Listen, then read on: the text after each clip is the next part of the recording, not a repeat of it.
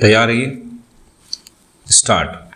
उपाध्यक्ष महोदय, वित्त मंत्री को देश की आर्थिक स्थिति और निर्धनता के संबंध में जितनी जानकारी प्राप्त होती है उतनी किसी अन्य मंत्री को संभव नहीं होती। विराम।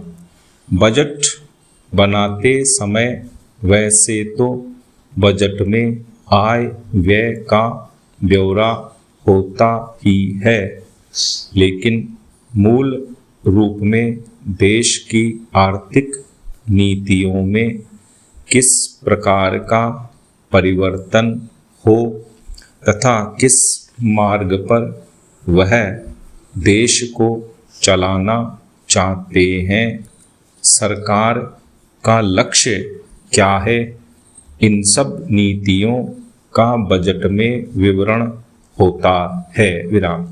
हमारे वित्त मंत्री चाहे जिस पद पर भी रहे हों, चाहे वे मुख्यमंत्री रहे हों या केंद्रीय सरकार में रहे हों, उन्होंने शानदार काम किया।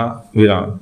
जिस समय उन्होंने बजट प्रस्तुत किया उस समय देश को और विशेष रूप से गरीबों को उनसे बहुत सी आशाएं थीं। विराम।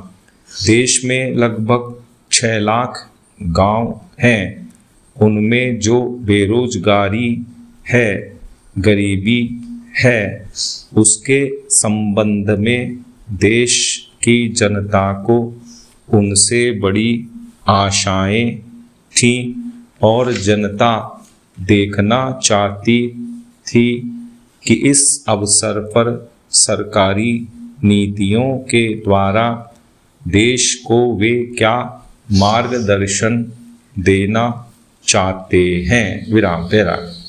इस दृष्टि से 3 महत्वपूर्ण बातें इस समय देश के सामने थीं। देश का आर्थिक विकास तेजी से हो, अधिक लोगों को काम मिल सके और मूल्यों में स्थिरता आए। विराम। जहाँ तक इन 3 उद्देश्यों का संबंध है, हमने देखा कि उस ओर कुछ प्रयत्न हुए हैं। विराम। विशेष रूप से गरीबी हटाओ के संबंध में इस देश में जो चर्चा चल रही है, इस बजट में कुछ सीमा तक उसका उल्लेख मिलता है, क्योंकि जितने भी प्रत्यक्ष कर लगे हैं वे ज़्यादातर धनी लोगों पर और विशेष रूप से शहर के लोगों पर लगाए गए हैं। विराम।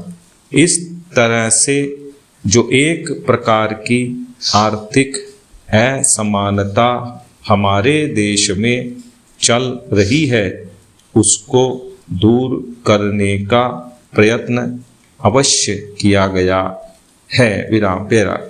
लगभग 5 दशक पूर्व जब हमारा देश स्वतंत्र हुआ था, उस समय देश में जितने सरकारी कर्मचारी थे वे ऐसा समझ बैठे थे कि अब तक देश में जिस तरह से अंग्रेजों का प्रशासन चल रहा था उस तरह से काम नहीं चलेगा, क्योंकि कांग्रेस के जो नए लोग आए थे, जो मंत्री बने थे, वे लोग धन के मामले में त्यागी आदमी हैं, धन से उनको मोह नहीं है। विराम।